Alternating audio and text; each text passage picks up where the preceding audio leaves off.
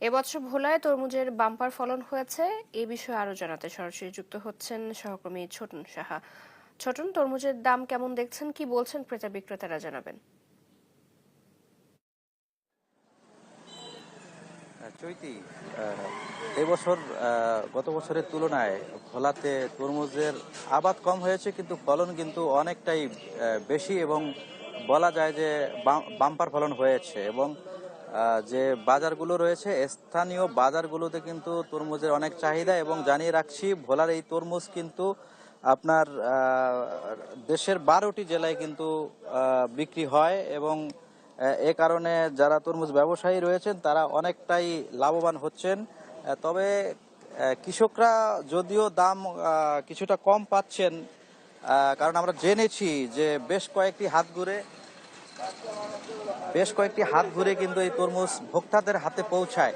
এই ভোক্তাদের হাতে পৌঁছানোর কারণে দাম কিন্তু চড়াও হয়ে যাচ্ছে। এই তরমুজ কিন্তু আপনার প্রকার ভেদে 200 থেকে 400 টাকা, কখনো বা সর্বোচ্চ আরো অধিক দামও কিন্তু বিক্রি হয়। আমরা এমনটি এই যে তরমুজের বাজার খালপাট রোডে এখানে এসে এমনটি দেখতে পেয়েছি। এবং আমরা ভোক্তাদের কাছ থেকেও শুনেছি, ভোক্তারা কিন্তু বরাবরই অভিযোগ করছেন যে দ্রব্যমূল্যের এই ঊর্ধ্বগতির বাজারে তরমুজের দামও কিন্তু থেমে নেই। এক একটি তরমুজ যদি তাদের 300 থেকে 400 টাকায় কিনতে হয়, সেক্ষেত্রে তাদের জন্য যে দৈনন্দিন যে খরচ সেটি মেটানো অনেকটাই কষ্টকর হয়ে যায়। এবং এবছর যেহেতু 13,500 হেক্টর জমিতে তরমুজের আবাদ হয়েছে, তো সেখানে কৃষি বিভাগ থেকে বলা হয়েছে 7,02,000 মেট্রিক টন কিন্তু তরমুজ এবার উৎপাদন হয়েছে। এবং এ কারণে কৃষকরা কিন্তু খুশি রয়েছে এবং হেক্টর প্রতি কিন্তু 52 টন কিন্তু উৎপাদন হচ্ছে প্রতি হেক্টরে। এবং যে 4টি হাত ঘুরে যাচ্ছে সেটি আমরা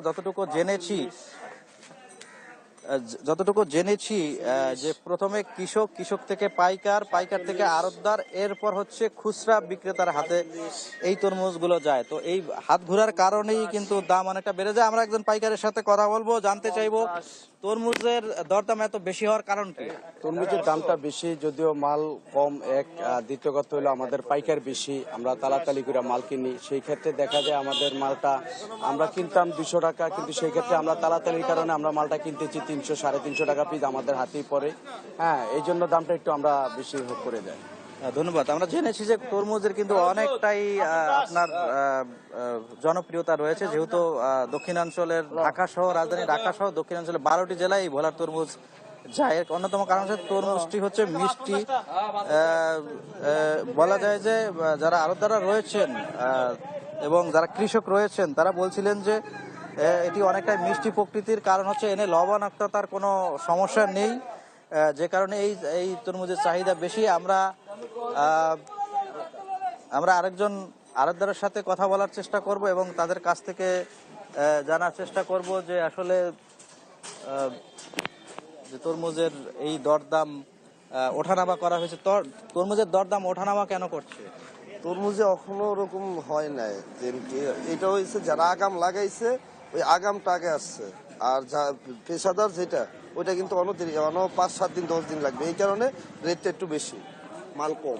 ধন্যবাদ চৈতি। যেমনটি শুনছিলেন, আমরা ক্রেতা বিক্রেতা এবং আড়তদার সহ যারা তরমুজ সংশ্লিষ্ট রয়েছে তাদের সাথে কথা বলে জেনেছি যে যেহেতু এখনো পুরোপুরি ভাবে বাজারে তরমুজের আমদানি হয়নি, সেক্ষেত্রে এই দামটা বেশি। হয়তো আর বেশ কয়েকদিন পরে এই দাম হয়তো কিছুটা হলো নাগালের মধ্যে চলে আসবে। তো এ ছিল আমার কাছে ভোলাতে যে তরমুজের আবাদ এবং বাজার দর নিয়ে সর্বশেষ তথ্য।